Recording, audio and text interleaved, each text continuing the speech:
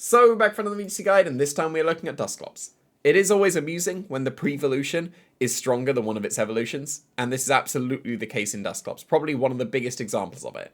Eviolite makes this so bulky. 130 defenses, getting that 1.5 times boost, you've got absolutely huge defenses. It's slightly offset by your very low HP, but that's fine. It didn't need the high HP, it's got the absolutely huge defenses. So it's very easily able to shrug off a load of attacks, set up Trick Room for the partners, and allow them to sweep. That is why I do recommend Helping Hand on Dusclops. Like, Helping Hand, you're not doing any damage with Dusclops itself. Nightshade chips away, it's fine. Consistent damage, doesn't do damage. Helping Hand allows your Trick Room sweepers to actually sweep in Trick Room. So I do strongly recommend Helping Hand. Will-O-Wisp is also a very strong attack for it to have in regards to supports, because you either help your partner do a load of damage, or you stop your opponent doing loads of damage. So yeah, Dusclops can be very, very disruptive, and it will stick on the field long enough easily to be able to get that disruption going. The bulk on the Dusclops is able to survive a Choice Specs Chi-Yu, Timid Choice Specs Chi-Yu, Dark Pulse, and then the rest is just put into defense. That's patched up somewhat by Will-O-Wisp, so investing into special defense is quite nice when you do have Will-O-Wisp on your team. If you don't, on your Dusclops. If you don't have Will-O-Wisp on your Dusclops, and this is not a recommended moveset, then feel free to go with a slightly more defensive one, because the format is a little bit more physical than special. So just generally investing into defenses will be more optimal because you'll face more physical attackers. But otherwise, these are some other attacks that would be able to fit on the Dusclops. Like I said, not a recommended moveset, just other attacks that you can put on.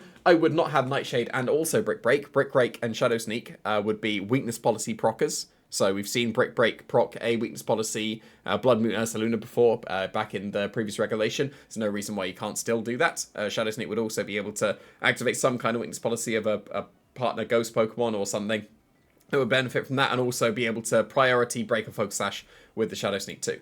We saw Bind back in the previous generation. In the Dynamax format, Bind Dusclops was able to do well in one of the Players' Cups. There's no reason why it couldn't be able to do. That's a great sentence. Wouldn't be able to do well. That's also not the right sentence. Third time's the charm. Bind might be good. Trapping is good. Simplified it way down there. Haze is also good. That's going to be able to counter all, like, obviously Dondozo is the main one. All the other setup too is very good. Be able to stop that. It also has the nice synergy of being able to haze your physical attackers that have just been intimidated.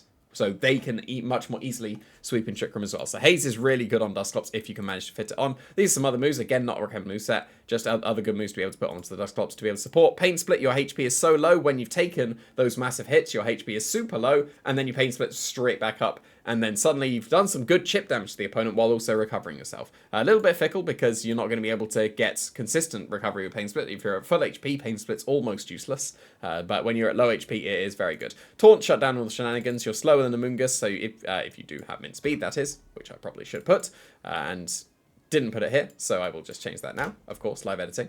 But yeah, it does underspeed Amoonguss naturally, so you can't underspeed it and get the taunt, so it can't go for spores if you've got that Trick Room up, which is really nice. Gravity's good support for ground-type Pokemon, like Ursaluna and...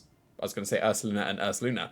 Ursaluna, and also the Blood Moon variety, would be able to benefit mainly in the Trick Room Sweepers. Obviously, Hypnosis and Sing Pokemon would benefit from it as well. I don't think the Protect is really necessary on Dusclops. It's so bulky, you don't really need to Protect at all. You definitely want to be getting all the support you can with Dusclops, because it's not doing anything itself except for set up Trick Room and then support, maybe chip away with Nightshade. But yeah, Protect is still going to be worth considering on the Dusclops as well.